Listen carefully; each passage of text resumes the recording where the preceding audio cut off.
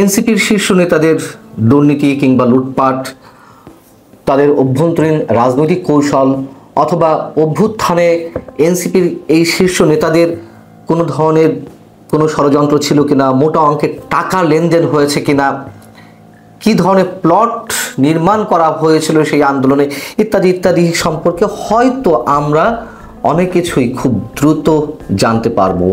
এবং যেহেতু এরই মধ্যে আমরা জানতে পারছি এনসিপি এরই মধ্যে খুবই মারাত্মকভাবে উদ্বেগজনকভাবে বহুধা বিভক্ত হয়ে পড়েছে, সে বিষয়ে আমরা পরে আসছি। তার আগে একটু জানিয়ে রাখি, বা আপনারা হয়তো অনেকেই জেনেছেন যে এনসিপির শীর্ষ ৫ নেতাকে কারণ দর্শান নোটিশ করা হয়েছে। কেন? তারা অভ্যুত্থানের বর্ষপূর্তির দিনে কক্সবাজারে গিয়েছিলেন এবং যেটি গুঞ্জন আকারে ছড়িয়ে পড়েছে যে সাবেক মার্কিন রাষ্ট্রদূত পিটার ডি হাসের সঙ্গে তারা গোপন বৈঠক করেছে। এখন গোপন বৈঠক করে তো সেটি দলীয়গতভাবেই সিদ্ধান্ত নিয়ে করা হয়েছে, কিন্তু এই বিষয়টি তো তারা উড়িয়ে দিয়েছে গুজব আকারে। কিন্তু আমরা জানতে পারলাম যে পরবর্তীতে আবার এনসিপির দলীয় ফর্ম থেকে যারা কক্সবাজার গিয়েছিলেন তাদেরকে শোকজ করা হয়েছে। শোকজ লেটারে কি লেখা হয়েছে যে ৫ আগস্ট জুলাই অভ্যুত্থানের প্রথম বর্ষপূর্তি উপলক্ষে রাষ্ট্রীয় গুরুত্বপূর্ণ কর্মসূচি চলাকালীন তারা কেন ব্যক্তিগত সফরে কক্সবাজার গিয়েছেন, কেন সে বিষয়ে রাজনৈতিক পর্ষদকে পূর্বে কোনো তথ্য বা ব্যাখ্যা প্রদান করা হয়নি। শোকজ হওয়া নেতারা কারা? হাসনাত আবদুল্লাহ, সার্জিস আলম, নাসরুদ্দিন পাটোয়ারি, তাসনিম জারা এবং যুগ্ম আহ্বায়ক খালেদ সাইফুল্লাহ। আচ্ছা বলুন, এই কারণ দর্শানো চিঠির কোনো প্রয়োজনীয়তা ছিল? মানে এইগুলো কি শুধুমাত্র লোক দেখানো নয়?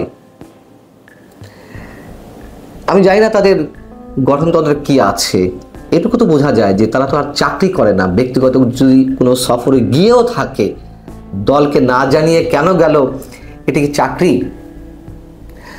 আচ্ছা, দ্বিতীয়ত হচ্ছে তারা দলকে না জানিয়ে কক্সবাজার গিয়েছে, এটি মনে করার কোনো কারণ কি থাকতে পারে?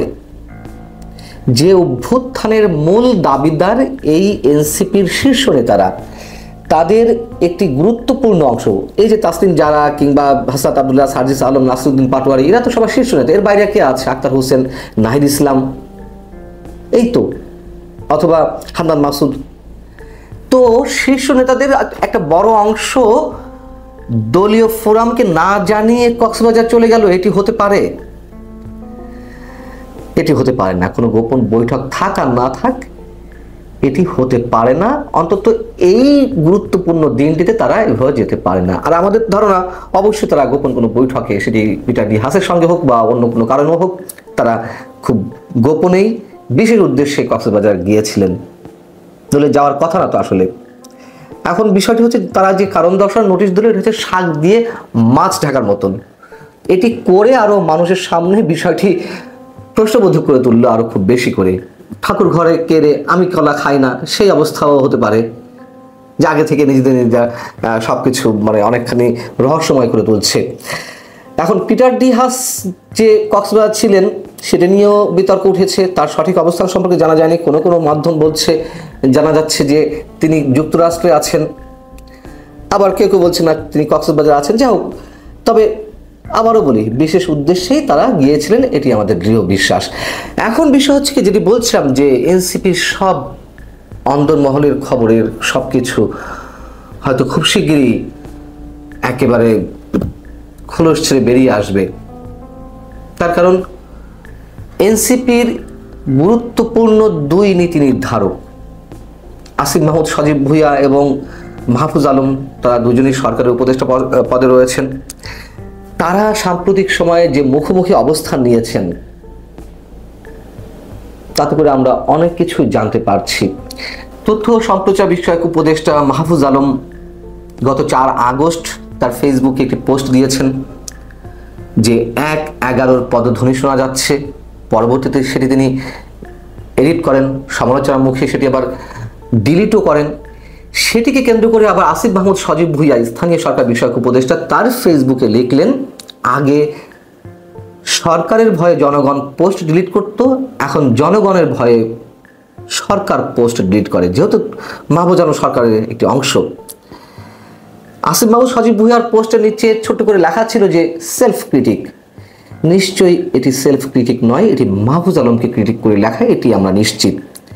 মজার বিষয় হচ্ছে 5 আগস্ট অভ্যুত্থানের বর্ষপূর্তিতে সরকারের পক্ষ থেকে যে জাঁকজমক আয়োজন ছিল তার একটি অংশ ছিল ড্রোন শো।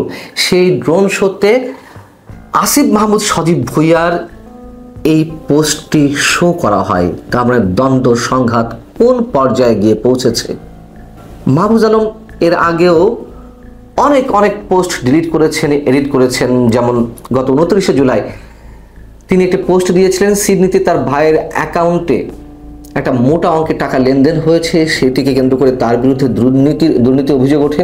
সেটি ব্যাখ্যা দিতে গিয়ে তিনি আবার লিখেছিলেন, আজকাল অনেকের লেজ কাটা যাচ্ছে বলে আমার বিরুদ্ধে লেগেছেন নতুন একটি দলের কয়েকজন মহারথী এতে জড়িত, সবই প্রকাশ পাবে। একটা সার্কেলে প্রায় সবাই দুর্নীতিগ্রস্ত এবং একজন কোনো টাকা ধরছেন না, এটা কার সহ্য হবে।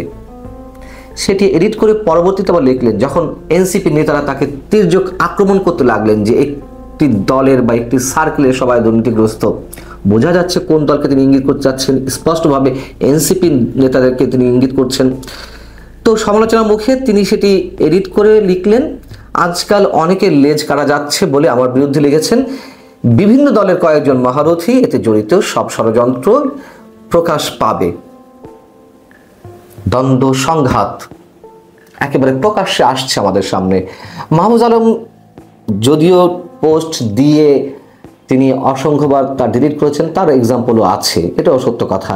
তিনি ভারতের মানচিত্রের বিরুদ্ধে একটা পোস্ট দিলেন, বাংলাদেশের মানচিত্র বড় করে সেটি ডিলিট করলেন। কয়েকদিন আগে কথিত তৌহিদি জনতার উদ্দেশ্যে তিনি একটি পোস্ট দিলেন, মব ভায়োলেন্সের বিরুদ্ধে পোস্ট দিয়েছেন, এগুলো আবার এডিট করেছেন, কোনোটি সংশোধন করেছেন। এবং এরও আগে আমরা জানি যে এনসিপি যখন গঠন হবে, ফরমালি আত্মপ্রকাশ করবে, কে আহ্বায়ক হবেন এটি নিয়ে নিজেদের মধ্যে দ্বন্দ্ব শুরু হয়েছিল। কোনো এক ছাত্র উপদেষ্টার বাসায় কেউ মাহবুজ আলমের নাম প্রস্তাব করেছিলেন, আবার বড় একটি অংশ চাইছিল নাহিদ ইসলামকে। তো নাহিদ ইসলামই শেষমেশ আহ্বায়ক হলেন। দলের মধ্যে গ্রুপিং লবিং থাকতেই পারে বুর্জোয়া রাজনীতিতে, তারাও তো আর বুর্জোয়া রাজনীতির বাইরের কিছু নয়, বরং তারা পেটে বুর্জোয়া, আমরা এটা বলতে পারি যে বুর্জোয়ার চেয়ে ভয়ঙ্কর কিছু। ধরে নিলাম যেগুলো থাকতে পারে, কিন্তু আত্মপ্রকাশ আগে থেকেই, বিকশিত হওয়ার আগে থেকেই যে ধরনের গুরুতর সব অভিযোগ তাদের বিরুদ্ধে উঠছে, একে অন্যের বিরুদ্ধে অভিযোগগুলো করছেন, এই দলের ভবিষ্যৎ নিয়ে আমরা নিশ্চিতভাবে শঙ্কিত। এবং আমরা হিন্দি মুভিতে দেখি না, গ্যাংস্টাররা নিজেদের মধ্যে ভাগাভাগি করতে গিয়ে একে অন্যকে ফায়ার করছে, নিজেরাই শেষ করে দিচ্ছে নিজেদেরকে। আমরা ভাবতে চাই না এমনটা এনসিপির ক্ষেত্রে, কিন্তু বাস্তবতাগুলো আমাদের সামনে সেভাবে উঠে আসছে। এই এনসিপির নেতাদেরকে তো আমরা সমর্থন দিয়েছিলাম, দেশের বড় একটি অংশ সমর্থন দিয়েছিল, কিন্তু তারাই তাদের ব্যক্তিগত কেরিয়ার হোক, পেশাগত জীবনের কোনো ভালো কিছু থাকলে থাকতেও পারতো সেটি হোক, অথবা রাজনৈতিক ভবিষ্যৎ হোক, সবই তারা নিজেরাই শেষ করছে, এটুকু স্পষ্ট করে বলতে পারি।